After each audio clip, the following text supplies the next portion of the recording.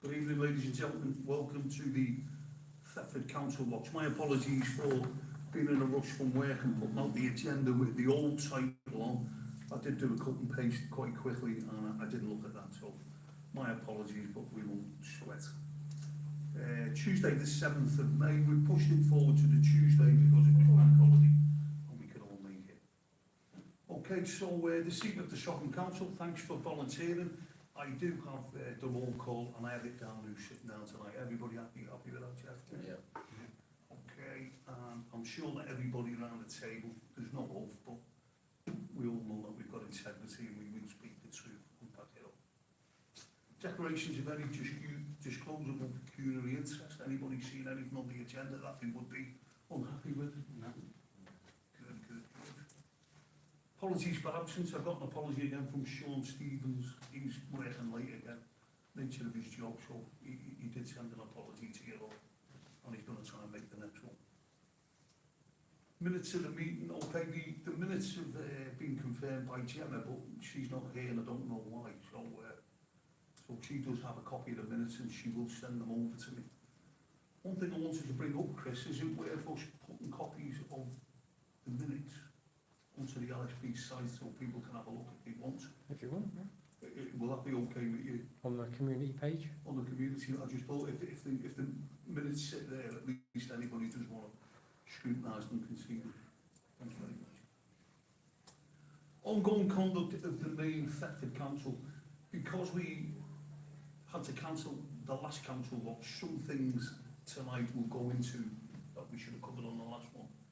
And what we'll do is we'll just merge them together. So the ongoing conduct of the main Thetford Council. As everybody knows, Thetford Town Council, we're not allowing us to film any questions to them and the answers that they give to us. And there is various reasons why we think they were doing that. Geoff, would you like to say why you think that is? Well, I think they're probably hiding more than what they're letting on. I think that's probably the reason why they initially weren't allowing us to do it. But going forward, allowing us to do it, they've obviously probably sought advice and taken knowing that they can't stop us from filming with it being a public building, a public meeting. So I think going forward, I think that's one of the reasons why they've allowed it. Although even with their emailed questions, a little bit underhand with things, but we can talk about that. But yeah, so I think they've allowed it because they've had to really, because there would have been more uproar against not filming, because we certainly wouldn't have stood back to allow that, because it just doesn't make it fair for the people that are listening in or at the actual meeting itself. I do get the impression, or we've seen it in the past, that they don't want to be caught saying things that can be used against them on camera. So I think we've got to come forward over the next few meetings with good questions, with clarity, where when they do answer them, we do capture them on the film. What I was interested in is that there's been no apology whatsoever to the public, where we did tell them it was against the law, and they did put out a lot of vexatious statements and rumours about us, which I'm not happy with. I've still put complaints in on our behalf, but as yet there is still no apology from anybody on the council for the way that the public were treated over those 2 months. Right, the problem that we then had is, once they did agree to take questions and answer them on camera, officially, because they put the leaflet out telling us we were not allowed to ask questions of the district Breckland or the county Norfolk councillors, it meant that we could only, in effect, question the councillors about toilets, hanging baskets, and things that are applicable to the town council. Can you talk into the microphone? So basically, really, if we did question them, they were not going to answer any questions about anything at the county or the district level. They were not going to allow us to get at those councillors who sit at that level based on the paperwork that they've given us since January. However, they did open an own goal by saying that they've declared a climate crisis, which means we can ask them questions on more or bigger items than we would normally be able to. More strategic questions rather than tactical questions, based based on the fact that they've called the climate crisis.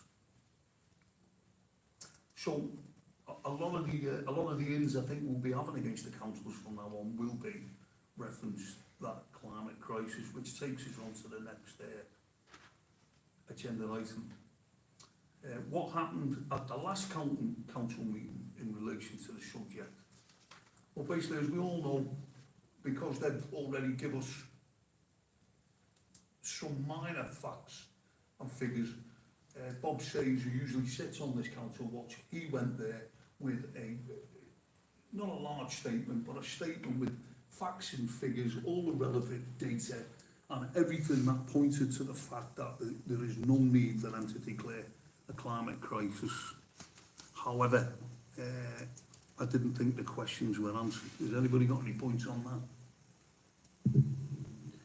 Yeah, I was just going to reiterate what you said there. They didn't really answer the questions because Bob had done his homework and related the information to them, but they just come back with some, I don't know what kind of answer it was, but basically they didn't have a clue and didn't have anything to back it up really why they've called a climate crisis. That's the main thing. And unfortunately we're finding that with the way the council or councils are, they don't seem to have the relevant information and they just keep fobbing us off. So yeah, basically we need answers and we're not getting them, unfortunately. What surprises me is that Thetford is in a crisis, but the surrounding villages that are associated and touch Thetford are not in a crisis. I mean, how can they justify the border of Thetford and Thetford only when we're all connected? Was it Croxton? Croxton, Barnum, that'd be Kilverston. Kilverston, yeah, that's right, yeah. How can they not be in a crisis? Brandon's a stone throw away. Brandon's only a few miles away. I mean, we've got to pick them up on that and how they can draw the borders. I mean, how is it possible? It seems like they're going about it like they did with the virus, like when you're in a restaurant you could take your mask off when you sat down. So maybe that's the same sort of thing that they're looking at, because that's ludicrous if they haven't put the surrounding villages in this climate crisis. You can't just pick and choose different areas of the country, decide it's in a climate crisis and another area isn't. So yeah, it just makes it a complete farce what they're doing. Yeah, my brother lives in Croxton. He knew nothing about it. Nothing about it. No. Now, I've spoken to parish councillors around the fringes who I know unofficially off the record, and they know nothing about a climate crisis in their area. Now, if Labour in Thetford are going to claim a climate crisis, and it's something that's going to have a bad effect on people, it's going to have a bad effect on the people on the fringes of the town who are in other areas. But there's been no deconfliction from what I can see. There's been no, excuse me, strategic look at it, which points again to the fact that it's just it's a political type ploy for them to garnish some votes at some time, because as we all know, there's nothing behind it whatsoever. I was going to say, basically, I've spoke to a few members in the council and over West Suffolk, as we know, their only data gathering point is Great Barton Junction, and that's like a very small place out of the whole of West Suffolk. So I've said to them, where's it for South West, Norfolk, basically, which we're in? And everyone I spoke to, none of them know. So you would have thought something as big as this, it would be like, on the radar, but nothing. So it just shows you how much they're really, putting into it. But surely we've got the upper hand, because they now have to show us all the information they've got to declare the crisis. And we know that, well, as far as we know, the information can't be correct. So we've really got to push them on getting us the data so we can scrutinise it. Yeah, that was part of what I was going to say. We need to concentrate on their reasoning behind their climate crisis. I think it's because they've been told to bring it down from the upper echelons of the Labour Party to do this. But also we need to say they've taken the funds and a £20,000 funding for this climate crisis. What are they gonna spend it on that's gonna make any difference to our climate in Thetford? That's public money. And as far as I can see, there is nothing they can do that's going to alleviate any kind of crisis, if we had it, with that money. So that is something we really do, and that's the kind of question I'm going to ask at the next council meeting. So, I think the problem from my point of view is that we couldn't get to the ultimate aim the other night because they didn't want to listen. As you've seen, they did close the meeting down again and call the police. Whereas it would have been suggested somewhere within the question period that we have a bigger time allocated for questions on a standalone meeting like the one that we managed to get with Norfolk. However, we haven't been able to pursue that point with them because they keep closing the meeting down.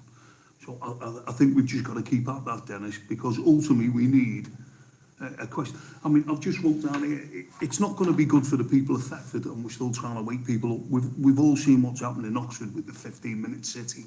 People now not moving into the city, jobs going, businesses breaking down because of what we're doing. This is a backdoor method, I believe, of getting a 15-minute city, 20-minute neighbourhood in eventually. Unless the people wake up and galvanise themselves now, it will hurt them further down the road. That is my belief. And the thing that worries me as well, Mark, is £20,000 in the great scheme of things is not a lot of money.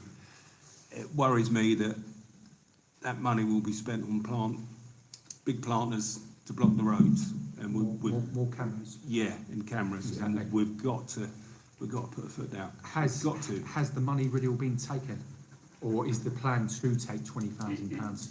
yeah, it's, the plan is to take £20,000 out of a fund of 50,000 that they had put aside for a replacement boiler for the Guildhall.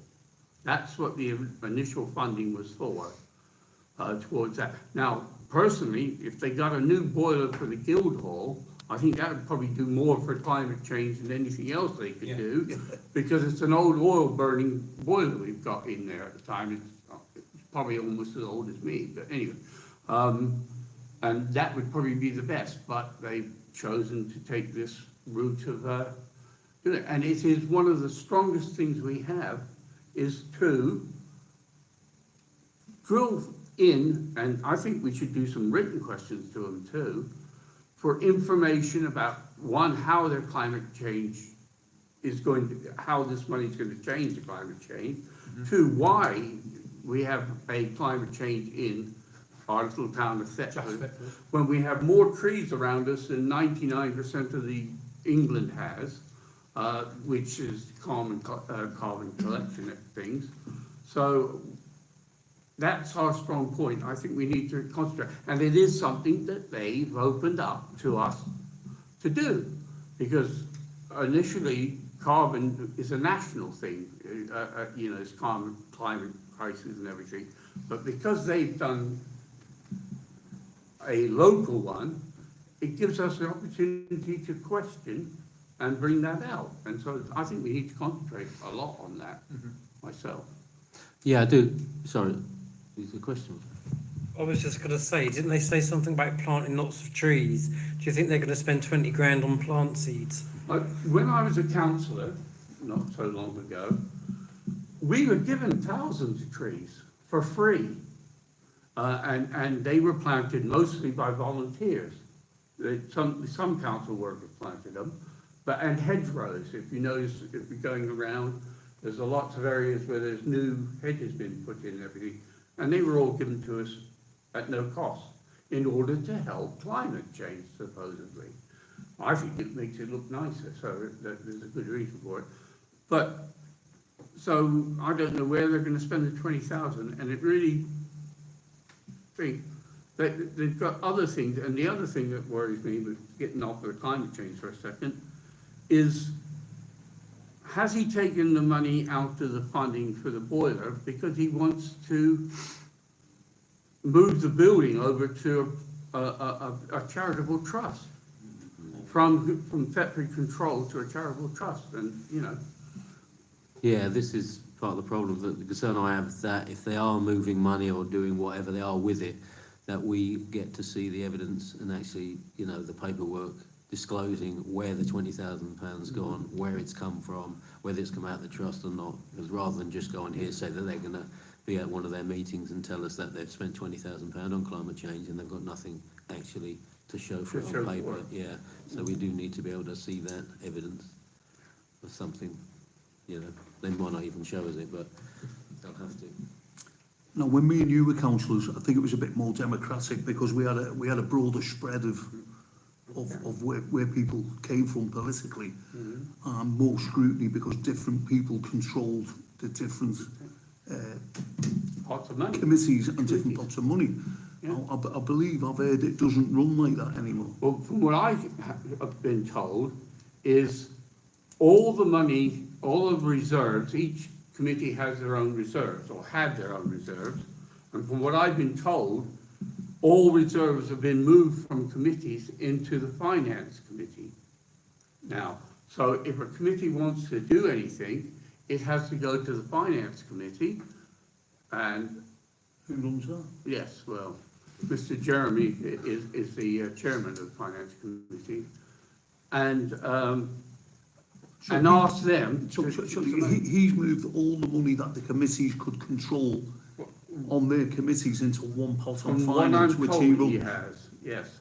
And then he will dish out the money as the committee, well, it's the finance committee, not himself personally, will dish out the money as they see fit, basically. I would say the majority of councillors on that are new Labour councillors, which he's the leader of. So that, in Yeah. effect, that's a lot of power going to one place there, isn't it? Yeah, and he's also combined the finance and the personnel committees together. And I can't see how that's a fit, because the finance committee is an open committee to the public, and the personnel committee is a closed committee. So I don't know how, do they take the public out halfway through the meeting and go into that? But the reasoning, I don't know what the reasoning is to put the personnel and the finance together. It's never been done before, but. I think some people would say fiefdom, not thief, fiefdom. But yeah, I mean, getting back onto what you said there, Geoff, and yeah, I think the way forward is to get some sort of meeting with them, with like we did when the county came down, and there was questions and answers from two different opposing camps. That is what I think we need to have at the Thetford level. But we need to push for that in the council meetings, both orally and Written. in written as well.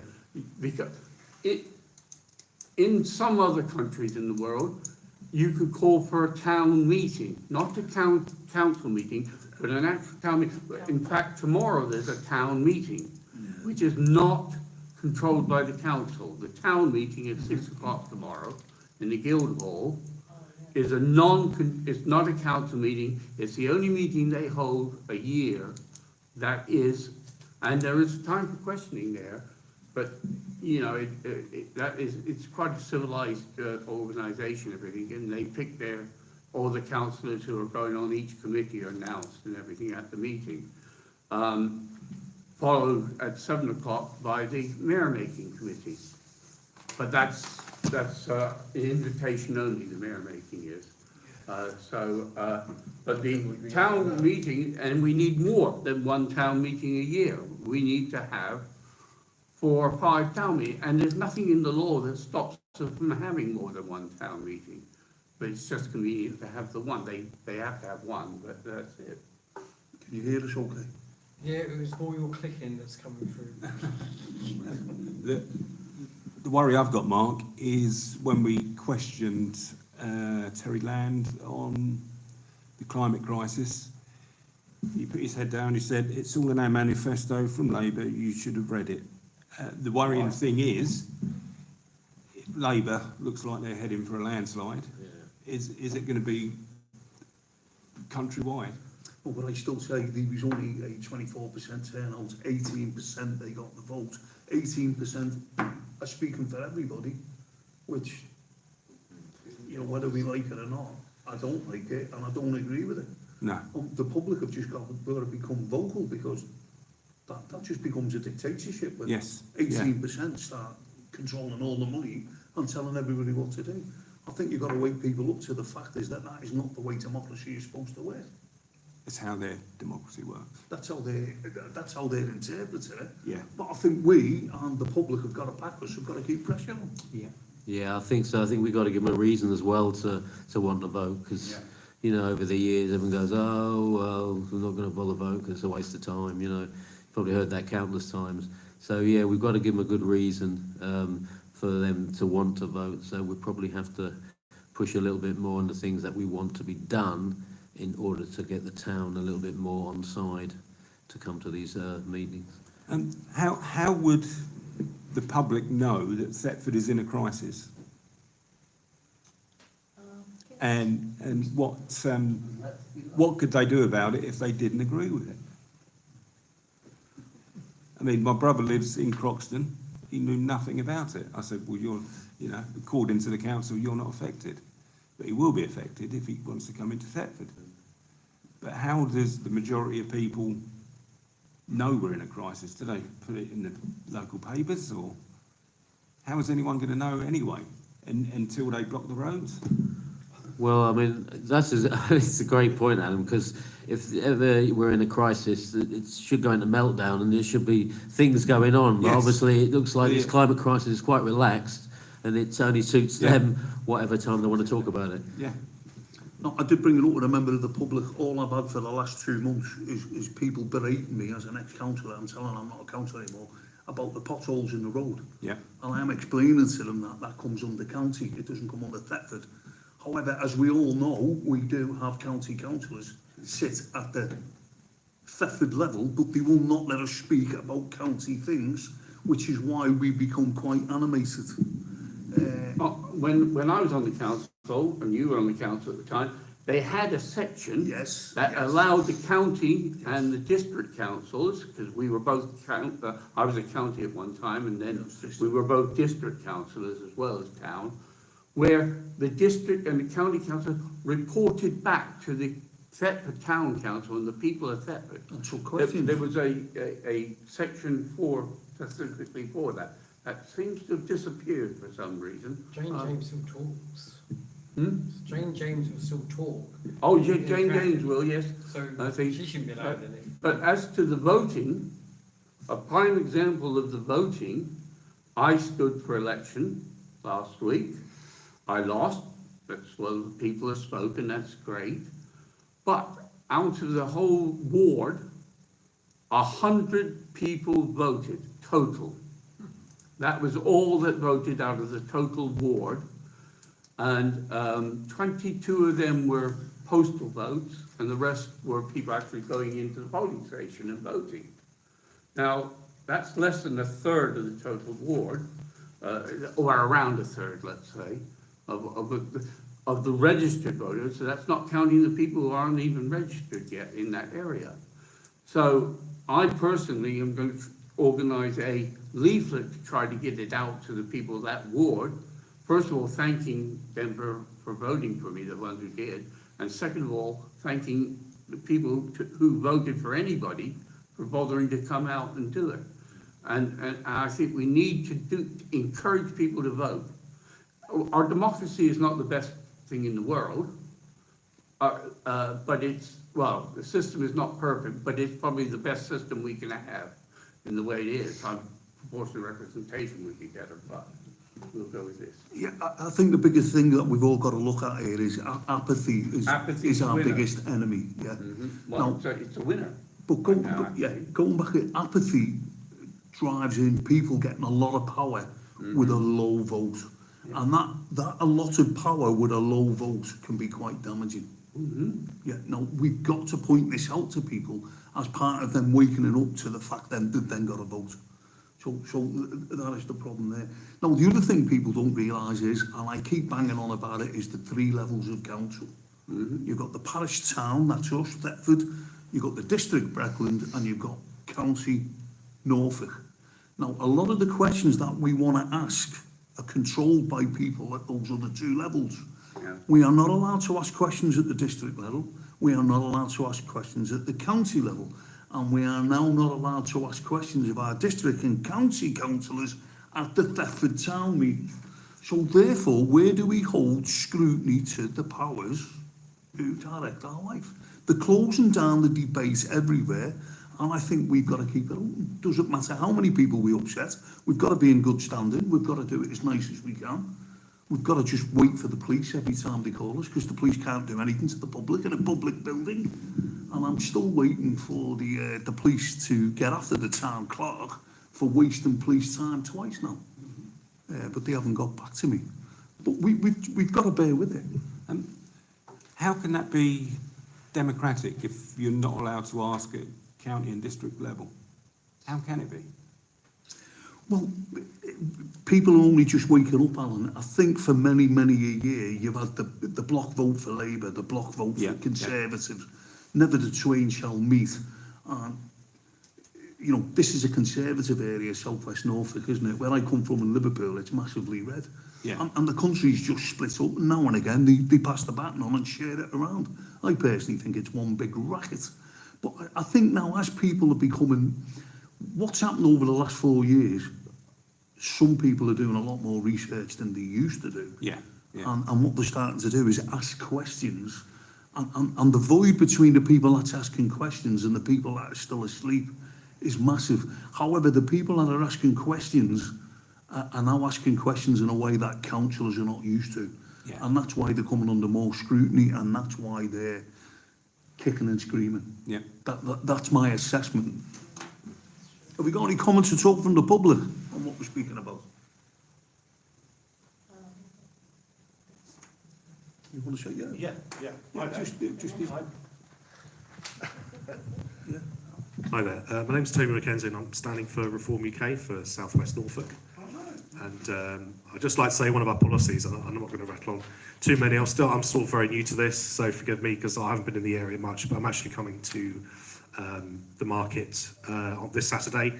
Samantha here lives in Thetford. She's helping me. I've got some other volunteers. So I'm going to be around, so somewhere near the marketplace, so please come and say hello. But the main policies, one of the big policies that, one of the reasons why I decided to join Reform was to scrap net zero and all of that encompasses. And obviously there are so many issues here. The 15, 20-minute cities, I remember when I first came across them, I was just disgusted by that. 6 years' time, we've all got to come out of our petrol and diesel cars, apparently. And I think there's so many interesting things that you said. You said £20,000. What are they going to spend £20,000 on? I mean, you can't even buy a new car for £20,000. I mean, what are they going to do that's going to have any impact whatsoever? Who knows? Who knows? Exactly. It's up to them to tell us. Absolutely, absolutely. So I'm standing for a party, and I've been in Downham Market, had a lot of really good positive feedback. I've been to Swaffham Market last weekend. I was invited back to a really nice young family, teacher, and her husband, who's ex-military as well. They're going to help me out. They've got a friend in Thetford who's going to come on the weekend as well. So it's a party that's growing. It's grassroots. There's a lot of support already, and it is the third biggest party now in the country, but you won't hear that from the mainstream media. I'm very much self-financed, so I don't have a lot of money behind me, but just saying that, you know, I would certainly support you all the way if I was elected. So that's all I can say. So, you know, if you can help support, spread the word, because apathy is a massive thing, obviously. Yeah. It's a massive issue. You can see the impact of that in London as well, and certain other places that have been electing some questionable characters lately, and I won't go into that. But anyway, just so you know, there is somebody here to help you. Right. Fantastic. Was you at the meeting of the night, Terry? Toby, yes, Oh, I was. Toby. Yeah, I was. Yeah. What did you think the way the council handled that? I'll be honest with you. I am very new to this, so I'm not going to pretend to be inexperienced. But I thought they were very dismissive. Yeah. I thought they were very negative. I thought it was very unprofessional. The whole thing. If I behaved that at work in a meeting, I'll be pulled up on and disciplined for that. I think possibly your passions at sometimes a bit too. The language possibly was a little bit too harsh. So I'd probably try and back off on that a little bit. But however, they already had dismissed you as far as I could see coming from the outside in.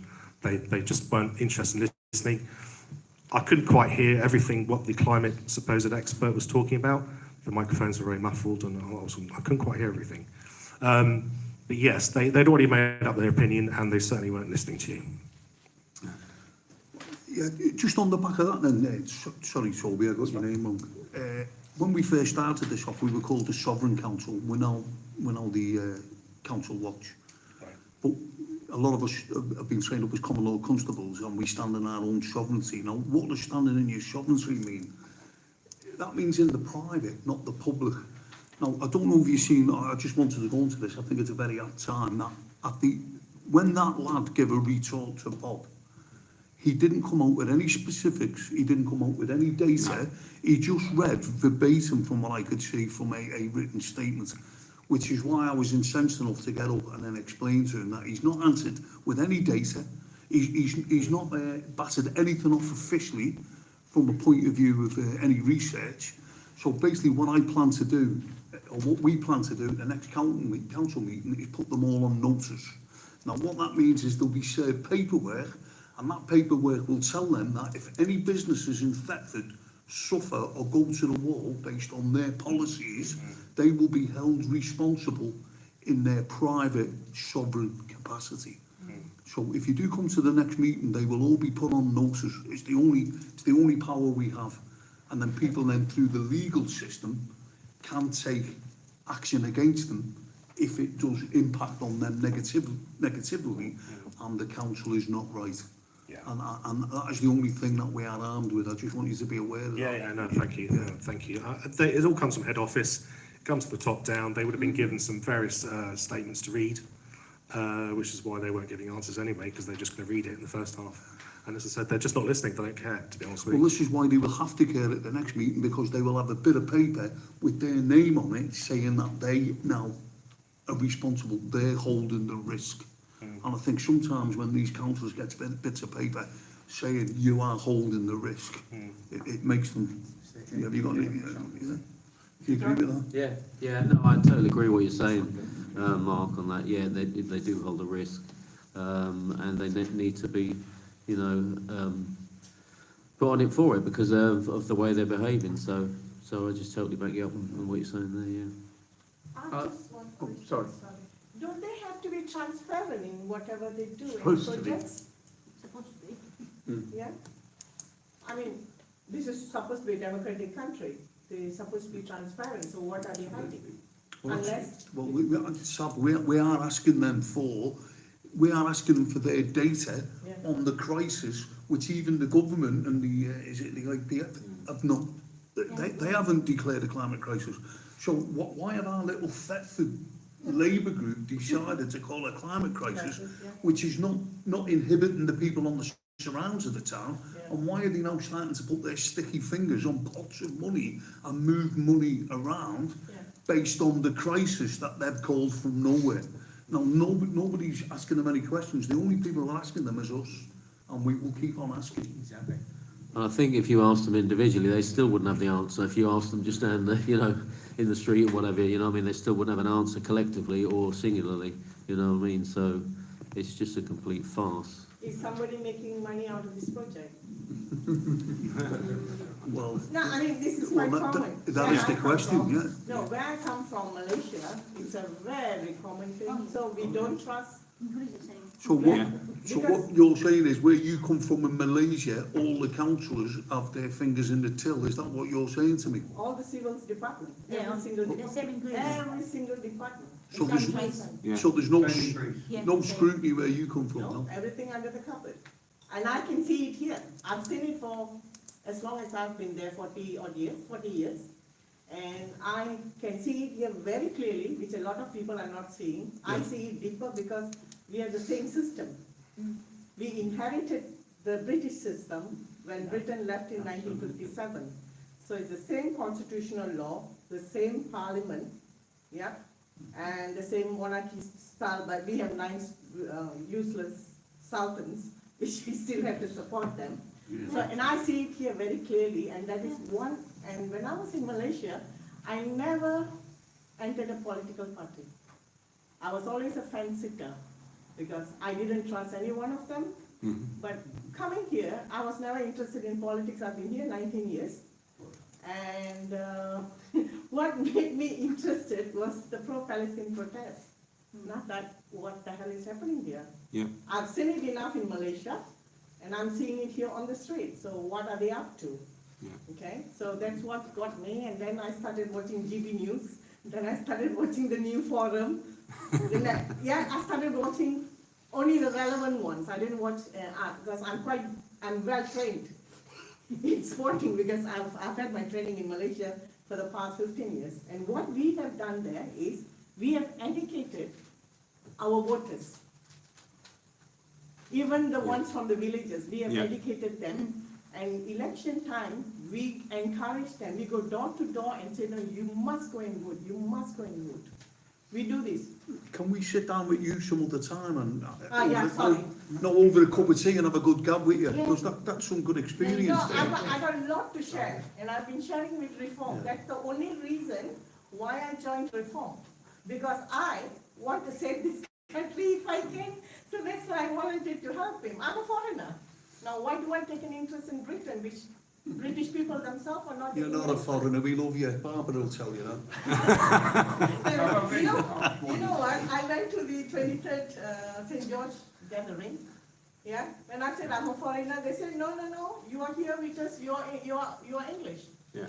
That's what they told me. I said, I I'm begging you all, please, do not let Labour or Conservative take it. I can see it, and I will tell you more in detail if you want. I will share my experience, because we are 15 years ahead of Britain.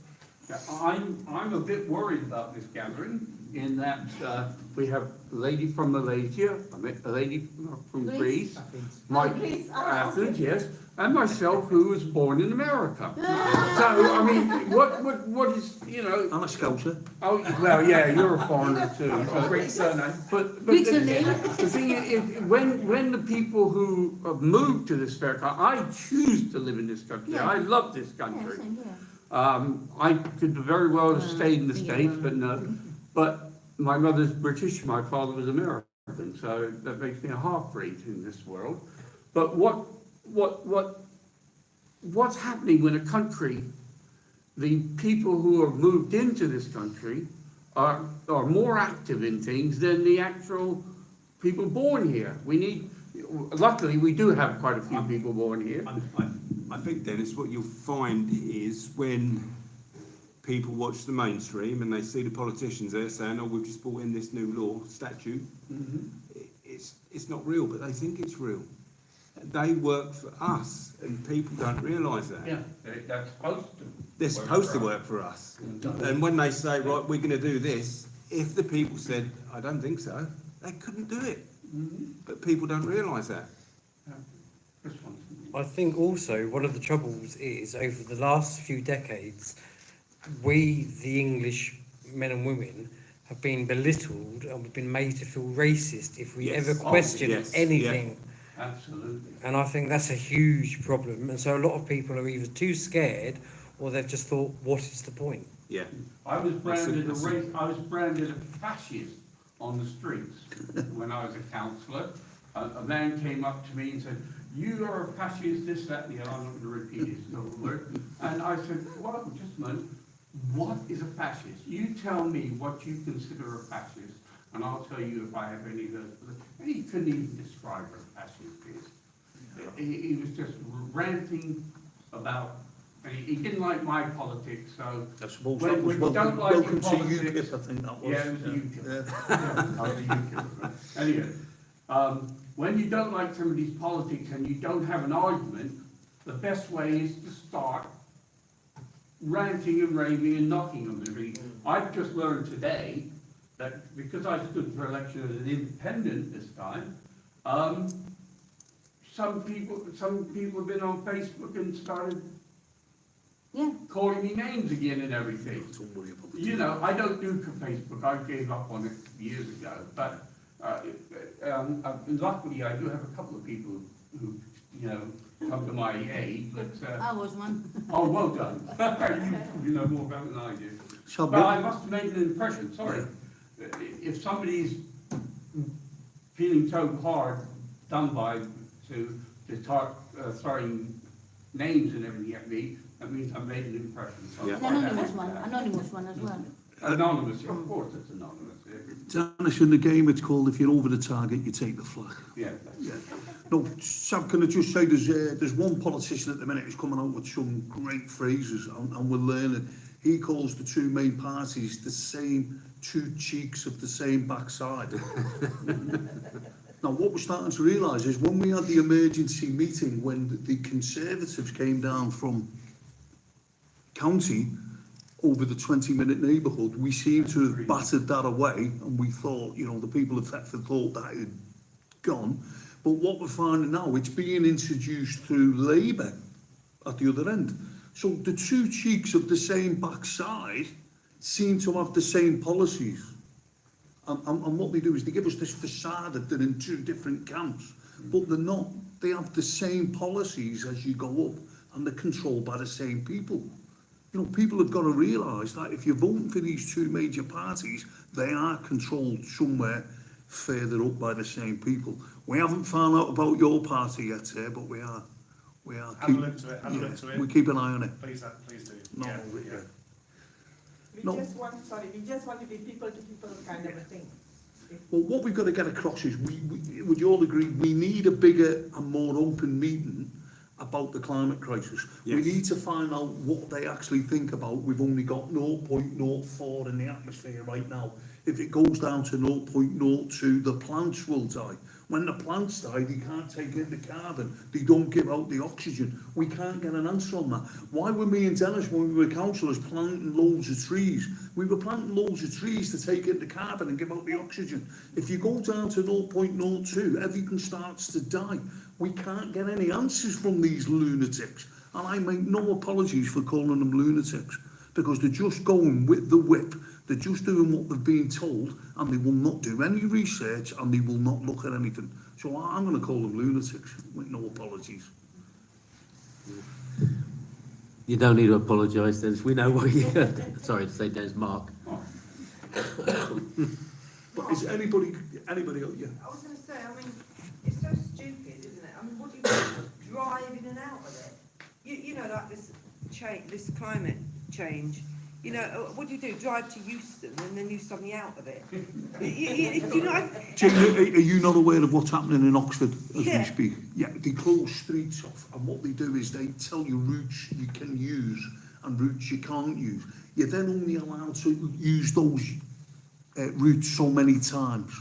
This is where the cameras are going up. This is where you've got your ULEZ. This is where everything's becoming on this digital thing, and they'll be tracking you everywhere. It will start off where you can travel 10 times out of your allocated area a year. It will then go down to 5, and then eventually you won't be moving. It's called the thin end of the wedge, and it's coming, and if people don't fight it now. Mark, a very important point in that as well is it's per household. If you've got 3 cars per household, that's only 33 journeys each. And a fight over the last one. Yeah. But it also it's a money scheme. The whole thing is for making Money, money's always going to be involved, but it's the control, always. Yeah. The money Well, equals control. control- Money equals control. They need to use the money. They don't need the money, they need to use it. I don't want to go too far into it, but once people start to understand sovereignty and what law stands for, and corporations and contracts, I think a lot of people won't be paying them money, but that's for another day, I would say. You know, once you cut the money off, you cut their power off. But is there anybody else got anything on the climate crisis? And are we all happy? We're going to put some. We're going to put some. We're happy. We're going to put some written questions in. That's it. Yes. Yes. Which we can work out with Dennis. Dennis will take the lead on that. And we'll still carry on with our verbal questions. We need to find out where they're data gathering for South West, and when they started it, how's it changed for now for them to call a climate? Yeah, that's what we're going to that ask. is- Yeah. These are all the questions we're going to ask. Yeah, we will ask that. So we finished with the net zero for now. Yeah. Yeah. Okay. Right. The next one we went on to, which overlaps it, is and we've already gone into it. I've got down the misuse of public funds at all levels. I don't know if you're aware of this, Toby. This will be very interesting to you. We've got misuse of public funds at all levels. Now, we've already spoke about the 20,000 being moved from one pot, we're aware of that. Now, we had brought up last year, we were hearing about net zero courses being run at all levels of the council, in effect by privateers, and I was aware of paperwork where the town clerks were going to be taken away and given, I'll call it propaganda on net zero, so that the town clerks would come back and pass the propaganda on to the elected councillors. And there's money being provided for all these courses coming from the private sector. Now, that's what I think one of them's called, and we spoke about it before, is it UK 100? So Yes. we're going to have to start scrutinising the town council paperwork and seeing when money's coming in from Friends of the Earth, what's coming in from UK 100, how much is being allocated, how many people are going on courses. So we can do that through Freedom of Information Act. But we just got to make sure that we keep an eye on any of the public money, especially being moved for anything and then bringing it up. And I did speak with a gentleman over there. I want to know why no money is going on the potholes in the town. And again, because they will not answer the questions at the county and the district level, we can't get that in. Where I live, they've just recovered the road with loose grey gravel. And the road is now in a far worse state. It didn't need doing, and what's happened is that it's not being compacted properly, so there's more potholes now in the road than there were before they started doing it. I remember when they used to tarmac. Yes, yeah. But I don't know, I mean, talk about a waste of money. The road didn't need doing. There was a few major potholes at the top that the council filled a couple of weeks before. And then all of a sudden they've got the grey chip-ins that are terrible, absolutely terrible. There's potholes everywhere now on the road that didn't need doing in the first place. Well, again, when me and Dennis were councillors, I'm sorry to say it, we used to get a character down called Mark Jacklin, and he was the non-elected man at county who was there to look after Thetford's highways. You remember Mark Jacklin? Yeah, he was transport officer for this area of Norfolk. Yeah. Now, he used to come down periodically to council meetings and committee meetings. Oh, yeah. And talk to us. And talk to us. And basically what would happen is we, through our constituents, would put pressure on him at the county level, and we would then speak about it and have questions with the public at the council meeting. But again, we can't ask questions of the county councillors. And I don't know if Mark Jacklин's coming down, and if he was... He's no longer in this area. Or his representative. He's moved on to a different area. But you would think that would be a priority in the town at the minute. If I was a councillor in the town now, and they tried to make a climate crisis come alive in front of me, I would be getting up straight away and knocking it down and saying, I want the whole crisis. That's the crisis I want.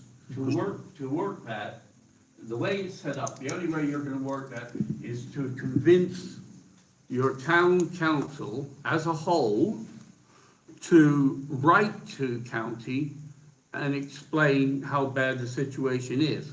But surely the people who are phoning in from Thetford... Yeah, oh yeah, you can do it personally again, Yeah, but I know more weight than what town I'm saying is, council I know should. people are phoning in Yeah. to county and town, Mm-hmm. and nothing's happening. Well, that down to county to Why the spend the money hell- in the right place. Why are we trying to convince them? Can't they see what's going on? Yeah, exactly. That's the other thing. I agree with you there. Yeah, I agree. Yeah. I think that's why we need to hold, like you said, Dennis, a bigger meeting for the town, A so town we meeting. can, is yeah, what we need. so these points can be raised, and If they held one every 3 months, mm, a town, where, you know, a proper meeting where we could get our opinion, there'd be less frustration in people, and it would open up the debate greatly. But it'd be up to the town council to organise it. We could organise private meetings, rent a room like this, and put leaflets out and ask town people to turn up. But if you have you organise one through the council, then that would hold more weight, wouldn't it? But, But they don't have to agree. They don't have to agree. And Well, we that can- may cost them some votes if they We did. can still put the question to them on their council Yeah, meeting. please, yeah. So with it all being filmed and recorded, people can see that yet again, Mhm. possibly the town council are not interested in what we've got to say and all the people of the town. So, yeah, it's something we can ask them at their next meeting. Is the man in charge of the council taking his eye off the ball because he's going for MP and he's now not interested in what's happening? That would be a question I would ask. Well, Yeah. Yeah, oh, that is, you know. you know what I mean? If you've got to keep people all over the area happy in order to potentially get in as MP, you're going to take your eye off the ball at your. Again, it's all layers of power. As an MP, you're supposed to be representing your whole constituency and everything, and yet I've asked local MPs, oh, can you help me with education problems, you know? We have one high school in Thetford. If you fall out with that high school, your next school is 7 or 8 miles away, if you're lucky, outside of town, and outside the county, in fact. And I was told, we don't deal with education, that's a county problem. And that was told to me by an MP. And they're still putting things in columns, and an MP to me should be somebody who tries to help with everything. I brought up with our local MP in this case about dentistry in Thetford. We have one dentist practice, which is a practice that it's private, it doesn't take national health at all in. And again, and she brought it to Parliament. I'll give her credit where credit's due. She went to Parliament and asked for an investigation into the NHS dentistry. Now, I'm a pensioner who's on pensioner's credit, which that gives me the privilege of having free dentistry. But I have to go 56 miles to find a dentist who will treat me, you know? It's a ridiculous situation, you know? I'm entitled to free dentistry, but I can't get it because of trouble. I think I was just going to say, I think they want you to pay for something. So if it's 56 miles worth, then you know you're not getting it for free, are you? No, I know, yeah. And you won't be going anywhere near any dentists when they're 20-minute neighbourhood of that. Yeah. See, I know that there's something amiss with the dentistry because when my stepdad, who was a private dentist, retired, another dentist came in, another private dentist, and he tried 3 times to get an NHS contract, and 3 times he was told no. Like me, you see, me personally, I still can't understand why they're going down this climate crisis at the local level. I mean, I've got, you know, the pothole crisis, the stabbing crisis we've got in the town, the dentist crisis. You know, if we were still on the council, I'd like to think that me and you would get up and talk about the real crises in the town. I mean, you even spoke to the leader of Labour the other night, didn't you? Where had he been? Terry Jeremy apologised for turning up late to the meeting. He said, I've just had a dentist appointment. So I asked him the question. I said, how the hell did you get a dentist appointment in this town? He went, if you'd have listened, I got a dentist appointment in Mildenhall, and he walked off. And Mildenhall, you know, is Suffolk, as I believe. So my point there is, there's a Thetford crisis which is being ignored by the leader of Labour. Yeah, yeah. By the leader of the Labour who's standing for MP. Yes. Let's get that right. So, Yeah. you know, maybe it's the less things you can do, the more qualified you'll be as an MP. He dismissed me and looked down his nose at me. It was a legitimate question. Maybe he's the Thetford's Joe Biden, possibly. But this is why we need Dennis now. We need, you know, under the misuse of public funds, we need to, Dennis, because I know you've got it in, like me, and we know things. We need to keep an eye on what's happening with money and try and get a feel for it before it happens. The reason I stood for council this time is I wanted to represent my people in the ward, but also I wanted to be able to investigate deeper what's happening with this council. This is the first time I can remember in the 13 years that one party has had control of the council. And when we first joined the council, we broke up a monopoly almost complete monopoly by the Conservative Party at the time. Because there were 6 new councillors, and at that time there were 16 councillors altogether. And it made a difference. We had to actually talk to each other to get agreements done. Now it's just marched through, isn't it, in one big go. I think Shabby wants to say something. No, the rivers in Thetford, whose duty is it to keep it clean? Can I point that's mixed again. Some of the rivers controlled by Brecklin, Yeah? some of the rivers controlled by Thetford, the banks. The whole river itself is the environmental agency. That's the ones who are responsible for the actual water flowing through. And some of it, there's a bit of river that's county, but, you know, again, finding out who owns which piece of the river. You know how we found out we owned a bit of the river, we by the town council, is they came to us and said, your bank's broken, you have to fix it. The environment agency, you have to put it together, you have to spend so many £1,000 to put this right. Otherwise, we're gonna sue you 150,000 grand type thing. And that's how we found out we owned a piece of land, you know. And there are bits of land in Thetford that are not owned by anybody. You could go around and claim pieces of land. The marketplace was one. No, the marketplace is now registered. Well, only up until 2020. Yeah, I got it registered on the land registry because I was complaining about the parking in car parking because everybody just parked where they like. And Brecklin came back, who was the one who were managing the parking space, the parking area, the market area. They came back and said, oh, well, sorry, Councillor Crawford, we can't do anything about the parking because it's not on the land registry to us. We are in the process of putting it on the land registry. So, me being me, I went straight to the town council, told them that it's not registered. The town council owns all the buildings around it. And I said, so why don't we go to register? So we did. We registered it as a town council. What did Brooklyn do? They threatened to sue us for registering. They were going to fight us in court because we registered our own piece of land. And so we put £30,000 in a fund to fight them, and they backed down, and we got the ownership of it. Otherwise, you know. Now, why did Brecklin probably want the land? Because they're a corporation and they're there to make money. They would have been making money. Now Thetford can make the money because they're a corporation. Yeah?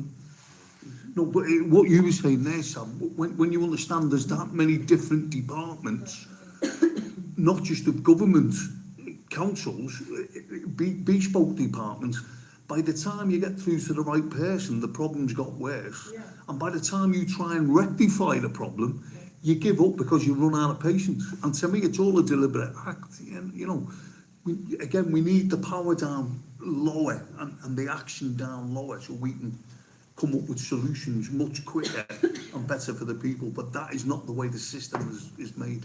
No, because at the moment, it's the volunteers who are cleaning up the rivers, isn't it? Yeah. They are the ones who are doing it. I mean, instead of spending the money, 20,000 on climate change and whatnot, they can spend the money on this town. I just don't give anybody any money anymore. I don't pay anything anymore. You know. If anybody wants any advice on how not to pay, not, come and see me and Geoff. And me. Okay, we've finished that one. Right, we'll touch on this next one quite quickly, but we've took our eye off the ball on it. The update of the sexualisation of local children. And basically we've got Waterstones in there in the library. Now, if you remember right, we were trying to find out from the county council what's going through the schools educationally, and is it marrying up with what we're seeing in the private shops? And was it some sort of public-private overlap where they're all agreeing to the same thing?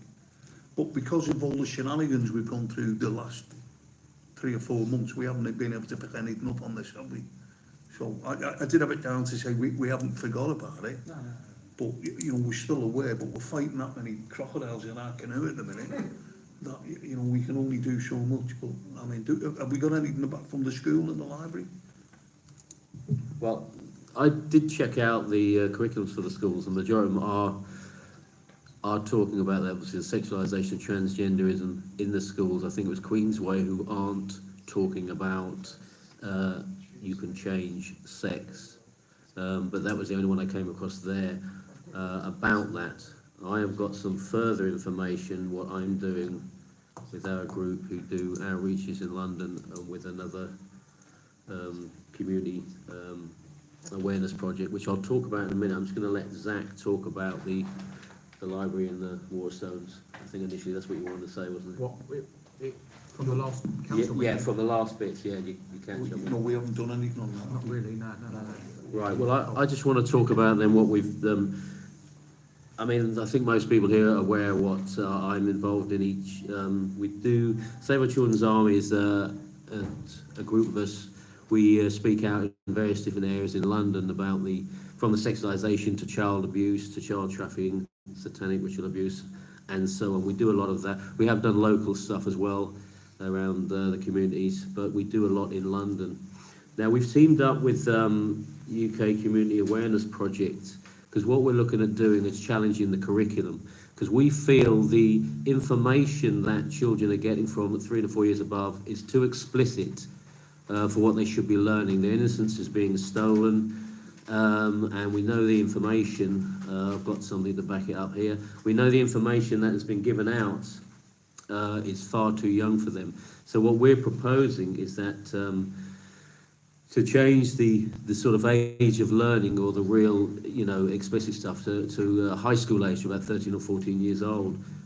We're not under any illusions that we're going to be able to walk in and just, you know, get this changed. Which is why we're starting off tonight, we're putting out, albeit I know what people feel about petitions, but this is just the first bit we've done on this particular thing, working with the UK Community Awareness Project.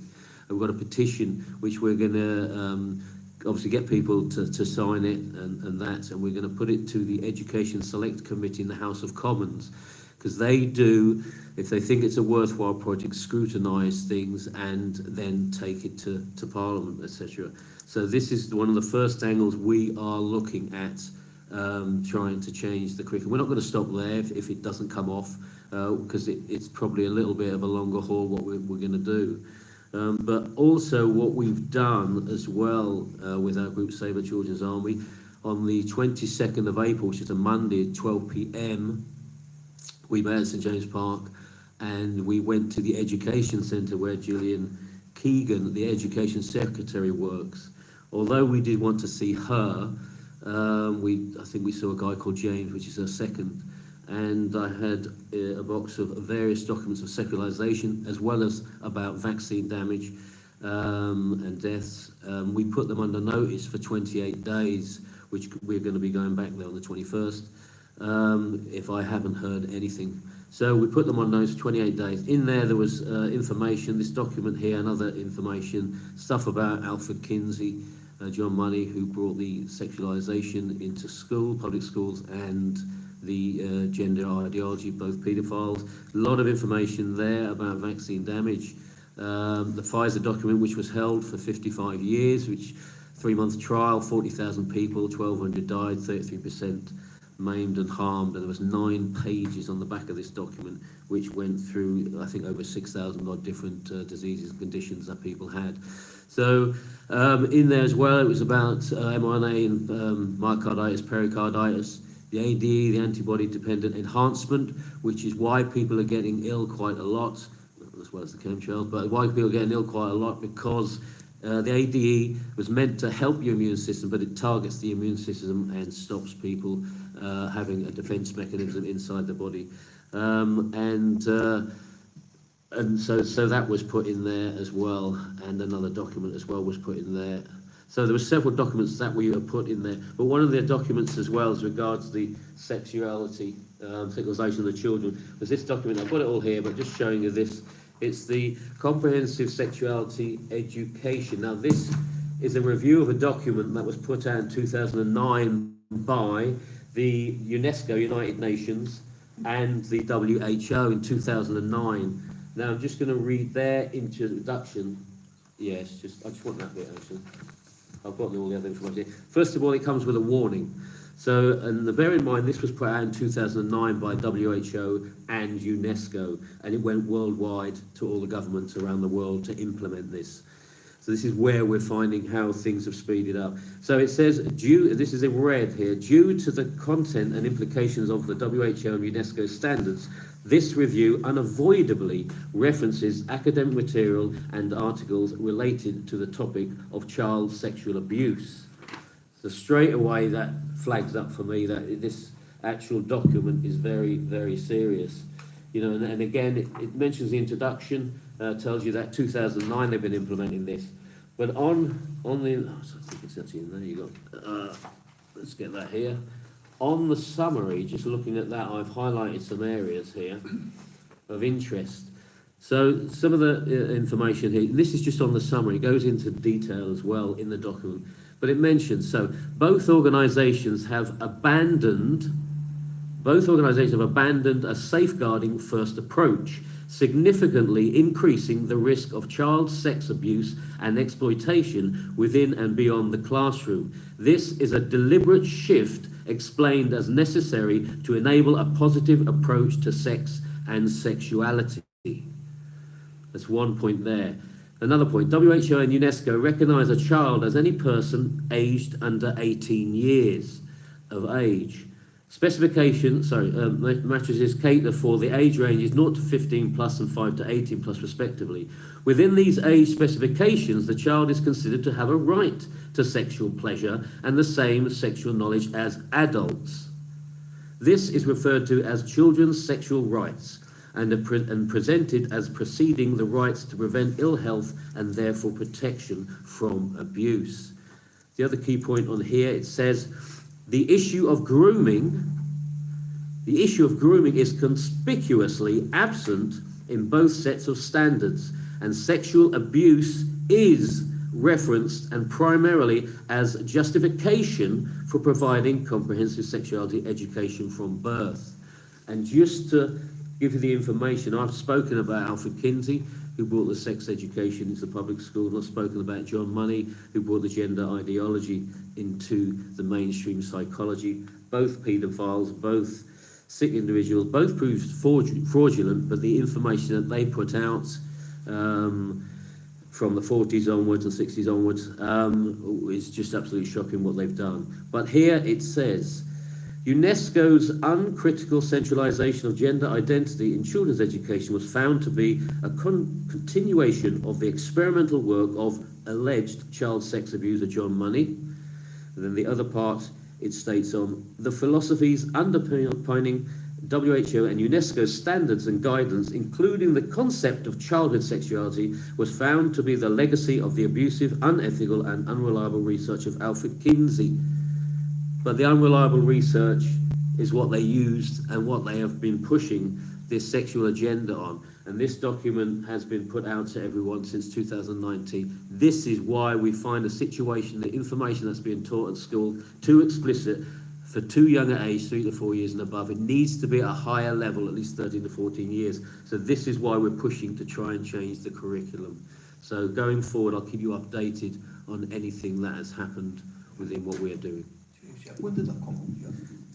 Well, the review of it came out last year in April, I think it's April 2023. But the actual document itself came out in 2009, WHO. Because what they've done, they've reviewed both documents side by side.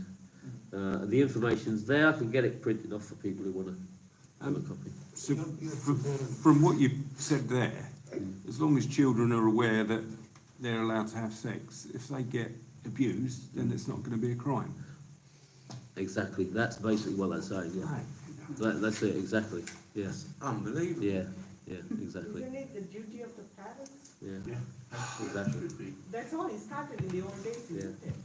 There is an MP, I saw an article. Miriam Coates. That's it, and she's pushing for transparency for parents to be able to see what their kids are being taught.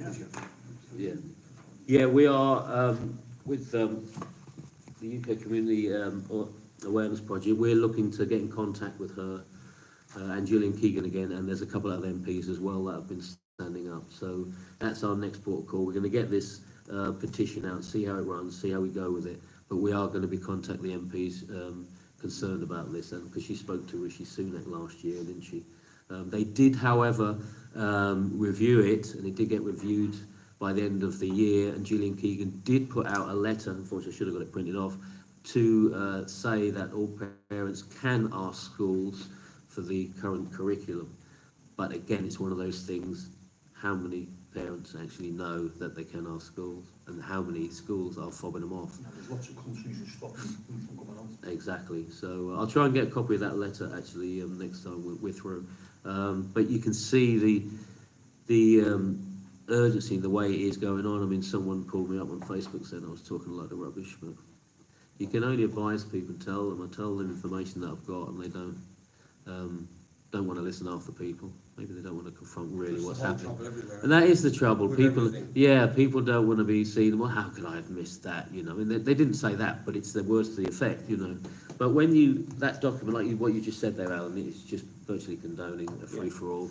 And we know, and I mentioned that the teachers, I know there's a lot of teachers stood down, but the teachers are really grooming for paedophilia in there. And she said, you know, how can you make that judgment? I said, it's a fact. I said, it's not a judgment, because the information's there.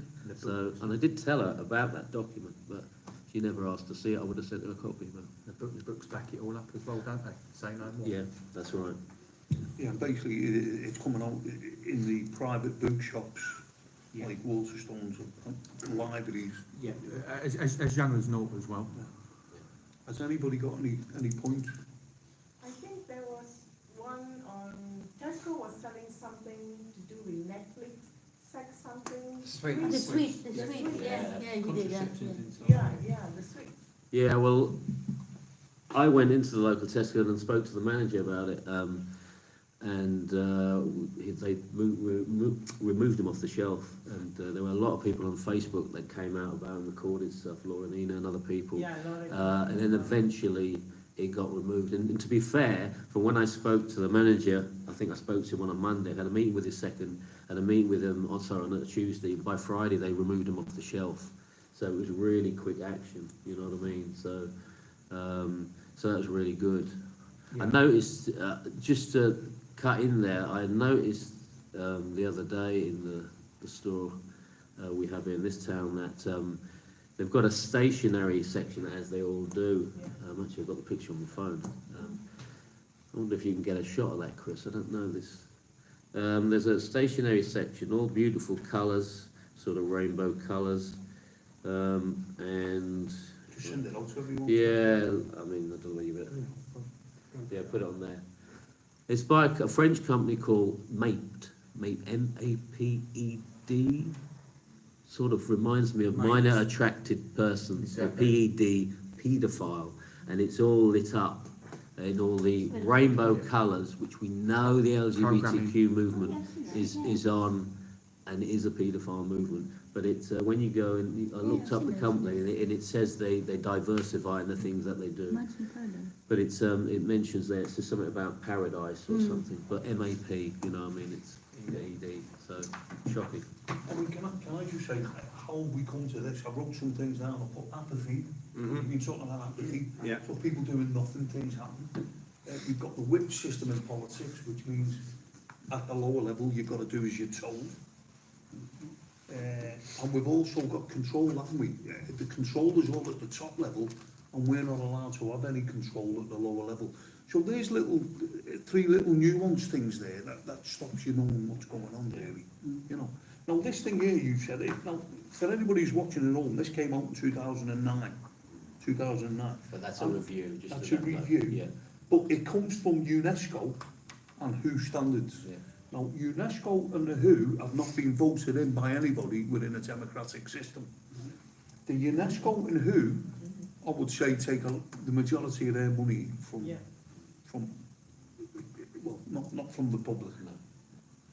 Now, who are they to start talking like this?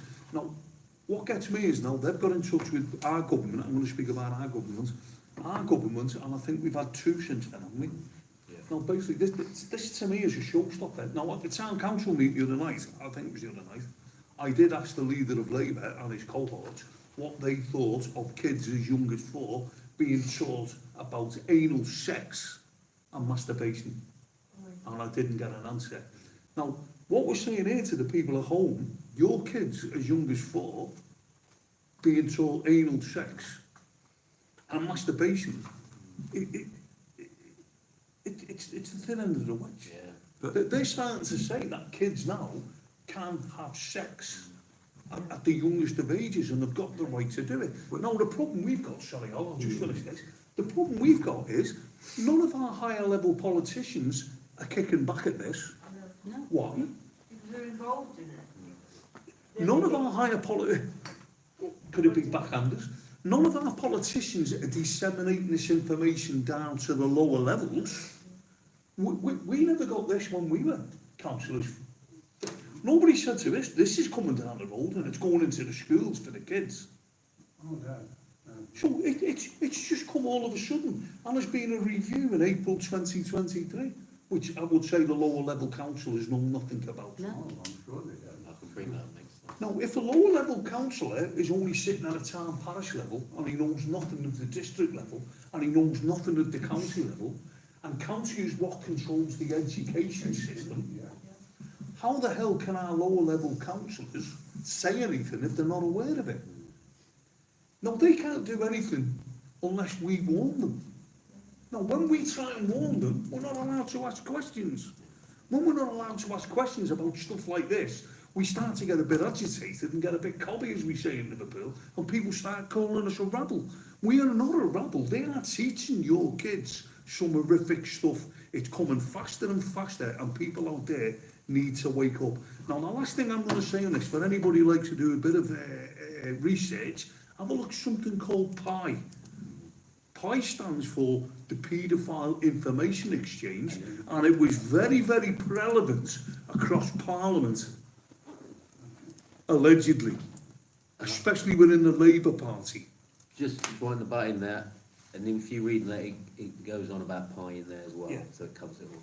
So the Paedophile Information Exchange, which a lot of the MPs, as far as I'm aware, that still sit in the Houses of Parliament, agreed with PI and agreed with the sexualisation and the lowering of the age of consent as low as possible. Now, they still sit in Parliament with influence. They're the ones who are scrutinising this and saying nothing about it. People had better wake up and wake up quick. If you want to know any more, come and see your Thetford Council watch. Yeah. Can I just add, I know you're going to say something, I just want to add a little bit of weight to this as well, because I've probably read more in the past 4 years than I ever did at school. I used to like book reviews, but after that I didn't read anything, but I think my history's been updated. But, sorry. Sorry, go on. All I wanted to say was, because what I've been reading as well, so from 0 to 7, we know you can teach a child anything, can't you? I know, sorry, I just wanted to quickly. So 0 to 7, you can teach a child anything, and after that, it's kind of a bit of a free-for-all. So this is the way they're working. Why they're trying to teach children from 3 to 4, I'll pick on one of the topics about masturbation, is because the reason is, and I'm going to try not to be as crude and rude, but is taking it from a young child, a young boy.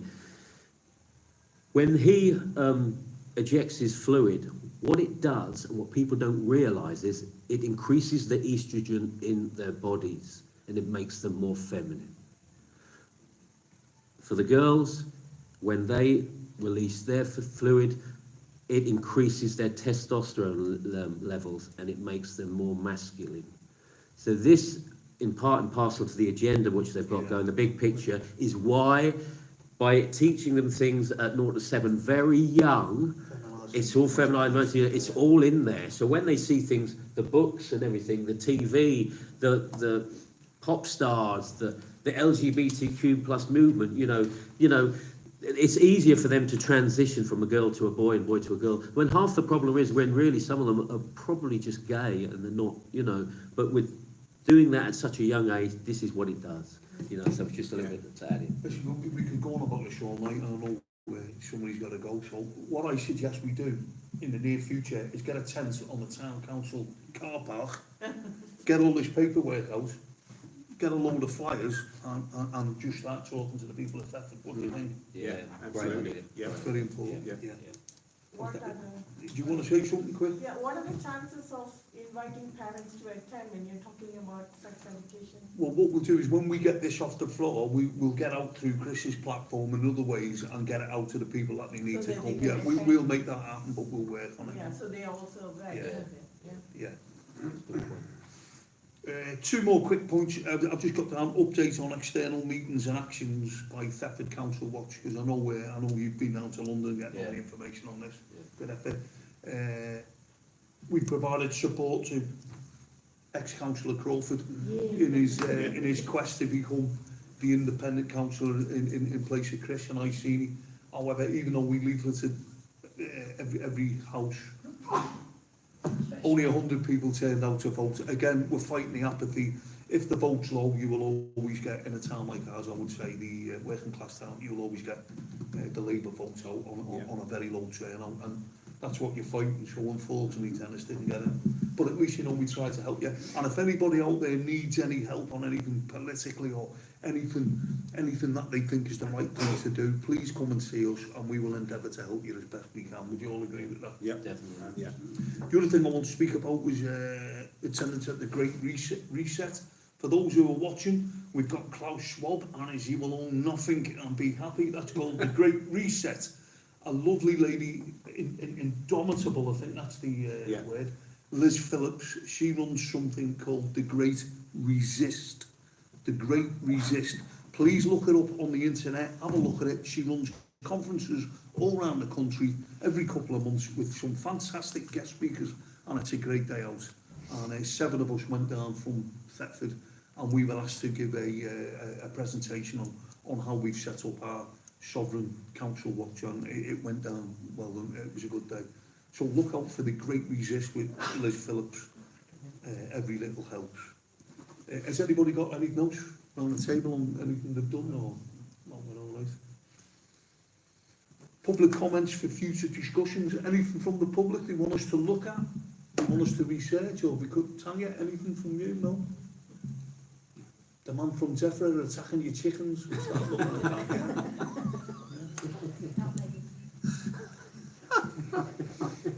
Yeah, but we will. The minutes will be procured by Gemma when she sees this back played, and we will look as a priority, Dennis, to backing you with what you want to do with a tent, and we need to get a tent up and start explaining to people. Yeah. Just quickly, it's not just us asking questions of the public. We need to encourage the public to ask questions of us and their council. And that's the thing, and a data collection is what we should really be doing. We should be getting the opinion of the people of Thetford, because they will tell you what they think if you give them an opportunity. But we used to regularly, a group of us, go onto the market. When Thetford Council had a project to do, like the historical fund to help keep our buildings and everything together, we used to get out there and talk to the people and ask them. And they used to do notes and stick them to the tent. Well, We are embryonic. Maybe once a month, once every month and a half, for maybe an hour. Actually, on a Saturday morning, we'll get up there and decide what certain things to push. But I think we need to be pushing the kids next. And the Great Reset of the Abbey Farm estate, that's a huge one we've got to look into. Definitely. Yeah.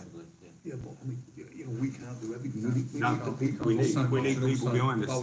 Bowler hat farmers setting up the local food hubs that's going to pull us out of this. Well, it's going to be the battle of the resets, and this is going to give people the option locally in their communities. Yeah, for anybody who wants to bypass the supermarkets and get some fantastic produce fresh out the ground with nothing bad on it, the local food hub is being opened up by the bowler-hatted farmer in Lawshore. And if anybody wants any more information on that, I'm hoping there'll be something on LSB where you can get some more information on that.